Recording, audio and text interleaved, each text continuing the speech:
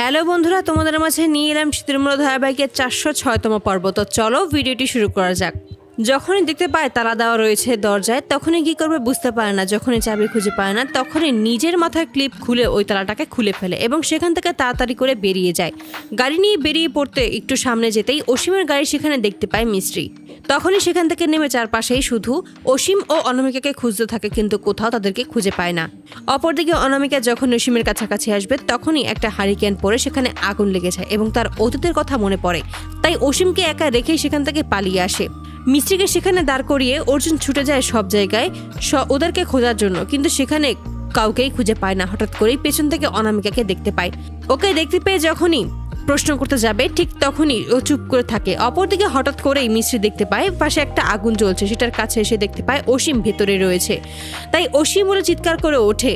অর্জুন যখনই বারবার করে জিজ্ঞেস করতে যায় অনামিকাকে, ঠিক সেই মুহূর্তেই মিস্ত্রি চিৎকার শুনতে পায় এবং আর কোনো কথা না বলে সেখান থেকে ছুটে বেরিয়ে যায় মিস্ত্রির কাছে। মিস্ত্রি যখনই সিদ্ধান্ত নেয় সে এবার নিজেই ছুটে যাবে অসীমকে বাঁচানোর জন্য, ঠিক সেই মুহূর্তেই অর্জুন সেখানে এসে আটকে দেয় মিস্ত্রিকে। অর্জুন তখন বলে যে তুমি ভেতরে যাচ্ছ কোন হিসেবে? তখনই মিস্ত্রি বলে যে ভেতরে অসীম রয়েছে। এতে করেই আরো অবাক হয়ে যায়। তাই তখনই নদীতে ঝাঁপ দেয় এবং সেখান থেকে উঠে এসেই ভেতরে চলে যায় আগুনের মধ্যে। অসীমকে বাঁচিয়ে আনার পর অনামিকার খোঁজ করতে থাকে তারা তিনজন।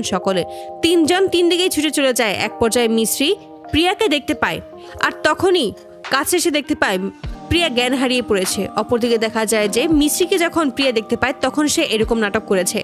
মিস্ত্রি তখন চিৎকার করে সবাইকেই ডাকতে থাকে। ঠিক তখনই প্রিয়া আবারও মিস্ত্রির পেছনে দাঁড়িয়ে পড়ে এবং বড় এক পাথর নিয়ে যখনই মিস্ত্রিকে আঘাত করতে যাবে, ঠিক তখনই মিস্ত্রি পেছন দিকে ফিরে তাকায়, আর তখনই আবার আগের জায়গায় শুয়ে পড়ে প্রিয়া। সবাই যখন সেখানে ছুটে আসে তখন প্রিয়া নানান বাহানায় সমস্ত একটা মিথ্যা নাটক বানাতে শুরু করে। এখানে গুন্ডা এসেছিল এমনটাই বলে। তখনই মিস্ত্রি বলে যে আমরা তো পুরো জঙ্গলটাই ঘুরেছি, কিন্তু কোথাও কোনো গুন্ডা দেখিনি।